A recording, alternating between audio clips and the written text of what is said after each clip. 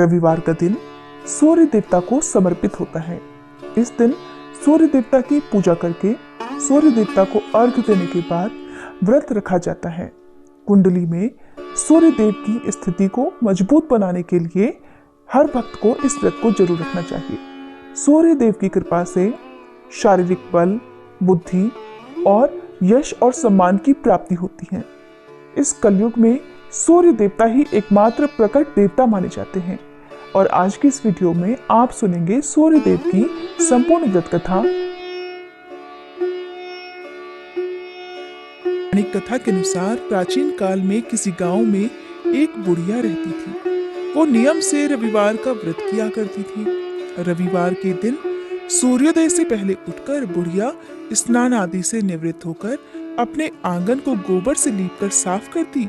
उसके बाद सूर्य भगवान की पूजा करती और कथा सुनकर सूर्य भगवान को भोग लगाकर दिन में एक समय ही भोजन किया करती। इसी तरह रविवार का वो नियम पूर्वक व्रत करती थी। सूर्य भगवान की कृपा से बुढ़िया को किसी प्रकार की कोई चिंता, कोई दुख नहीं था। उसका घर धन धान्य से भरा हुआ था। उस बुढ़िया को सुखी देखकर उसकी पड़ोसन उससे बहुत जलती थी। बुढ़िया रोजाना अपनी पड़ोसन के आंगन में बंधी गाय का गोबर लेकर आती और उससे अपना घर लीपती थी। अब शनिवार के दिन रात को एक दिन पड़ोसन ने अपनी गाय को घर के भीतर बांध दिया ताकि बुढ़िया अगले दिन अपना घर ना लीप सके। उधर रविवार की सुबह जब बुढ़िया उठी और लीपने के लिए गोबर लाने के लिए अपनी पड़ोसन के घर गई तो देखा गाय तो आंगन में बंधी भी नहीं थी। इस कारण रविवार के दिन बुढ़िया जो है गोबर ना मिलने के कारण अपना आंगन नहीं लीप पाई। आंगन ना लीप पाने के कारण उस बुढ़िया ने उस दिन सूर्य भगवान को भोग भी नहीं लगाया और उस दिन स्वयं भी भोजन नहीं किया।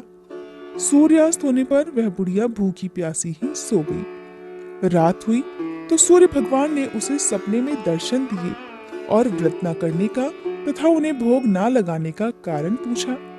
तब बुढ़िया ने बहुत ही करुण स्वर में अपनी पड़ोसन के द्वारा घर के अंदर गाय बांधने और गोबर न मिल पाने की बात कह दी।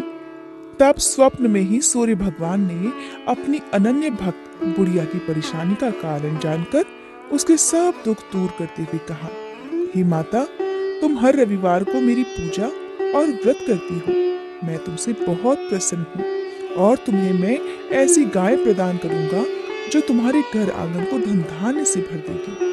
तुम्हारी सारी मनोकामनाएं पूर्ण हो जाएंगी। स्वप्न में उस बुढ़िया को ऐसा वरदान देकर सूर्य भगवान अंतर्ध्यान हो गए। प्रातःकाल सूर्योदय से पहले उस बुढ़िया की आंख खुली तो वह अपने घर के आंगन में एक सुंदर गाय और बछड़े को देखती है। गाय और बछड़े को देखकर वो हैरान हो गई। अब जब घर में गौ माता और उनका प्यारा सा बछड़ा हो तो उनके चारे की चिंता तो होगी ही।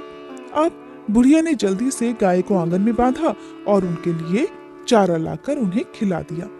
पड़ोसन ने उस बुढ़िया के आंगन में बंधी हुई सुंदर गाय और बछड़े को देखा तब तो वह बुढ़िया से और अधिक चलने लगी।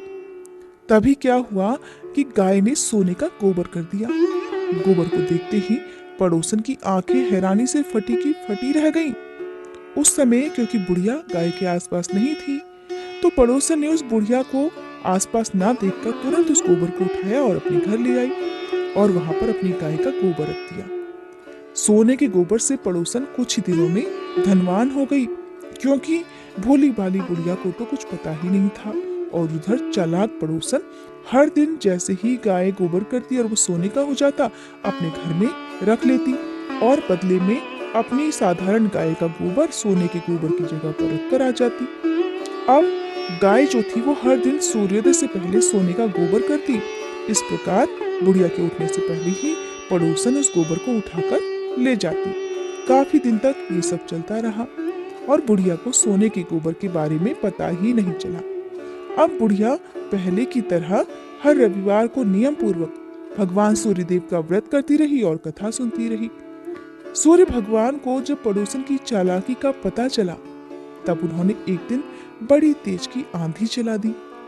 जब तेज तेज हवाएं चलने लगी, जोर जोर से पेड़ हिलने लगे तो बुढ़िया ने अपनी गाय को घर के भीतर बांध दिया ताकि गाय को कोई नुकसान न पहुंच सके। उधर नियम के अनुसार गाय ने गोबर किया, क्योंकि गाय तो घर के भीतर बंधी हुई थी। अब जब गाय ने गोबर किया तो वो तुरंत सोने के गोबर में परिवर्तित हो गया। अब जब बुढ़िया ने सोने का गोबर अपने घर के अंदर पड़ा देखा तो बड़ी हैरान हो गई और उसे खुशी भी हुई कि सूर्य देवता ने उसे बहुत बड़ा वरदान दे दिया है। इतने बड़े चमत्कार की उम्मीद तो बुढ़िया को कभी नहीं थी। बस क्या था, उसी दिन से वह बुढ़िया गाय को घर के भीतर ही बांधने लगी। उधर पड़ोसन सोने का गोबर नहीं ले जा पाई। अब सोने का गोबर जब वो नहीं ले जा पाई तो और अधिक ईर्ष्या करने लगी। सोचने लगी कि इस बुढ़िया को मैं कैसे सबक सिखाऊं। ये बुढ़िया तो सचमुच बड़ी चालाक निकली। पहले तो घर के बाहर अपनी गाय बांधती थी, तब मुझे सोने का गोबर ले जाने में कोई परेशानी नहीं होती थी। अब तो ये घर के भीतर अपनी गाय बांधती है और मुझे अब तो बहुत दिनों से सोने का गोबर भी नहीं मिला। उधर भोली भाली बुढ़िया जो थी वो रोज सोने का गोबर पाकर बहुत धनवान हो गई। अब जब बुढ़िया धनवान हो गई तो उसकी पड़ोसन जो थी वो बुरी तरह जल भूनकर राख होने लगी, बहुत ईर्ष्या करने लगी। अब की बार उसने अपने पति को नगर के राजा के पास भेज दिया और बुढ़िया के पास सोने का गोबर देने वाली गाय है ऐसा अपने पति से कहलवा भेजा, ताकि राजा को पता चले तो राजा उसकी गाय को अपने कब्जे में कर ले। राजा ने जब ये बात सुनी तो उसने अपने कुछ सैनिक भेजकर बुढ़िया की गाय लाने का आदेश दे डाला। अब सैनिक जो थे वो बुढ़िया के घर पहुंच गए। उस समय बुढ़िया सूर्य भगवान को भोग लगाकर स्वयं भोजन ग्रहण करने ही वाली थी। तभी राजा के सैनिक जबरदस्ती गाय और बछड़े को महल की तरफ ले चले। बुढ़िया ने उनसे बहुत प्रार्थना की कि वो उसकी गाय को ना लेकर जाएं। बहुत रोई गिड़गिड़ाई, लेकिन राजा के सैनिक नहीं माने, क्योंकि राजा का आदेश था। अब गाय और बछड़े के चले जाने से बुढ़िया को बहुत दुख हुआ। मारे दुख के उस दिन बुढ़िया ने कुछ नहीं खाया और भूखी प्यासी ही सारी रात सूर्य भगवान से अपनी गाय और बछड़े को लौटाने के लिए प्रार्थना करती रही। उधर गाय राजा के महल में पहुंच चुकी थी। ये देखकर राजा बड़ा खुश हुआ। सुबह जब राजा ने सोने का गोबर देखा तो उसके आश्चर्य का ठिकाना नहीं रहा। उधर सूर्य भगवान को भूखी प्यासी बुढ़िया को इस प्रकार रोते देखकर, इस प्रकार दुख में देखकर और प्रार्थना करते देखकर बहुत दया आ गई। उसी रात को सूर्य भगवान ने राजा को स्वप्न में दर्शन देकर कहा, हे राजन, बुढ़िया की गाय और बछड़ा तुरंत लौटा दो, नहीं तो मैं तुम पर विपत्तियों का पहाड़ गिरा दूंगा। तुम्हारे राज्य में भूकंप आ जाएगा, तुम्हारा महल नष्ट हो जाएगा और तुम्हारे राज्य में अकाल पड़ जाएगा।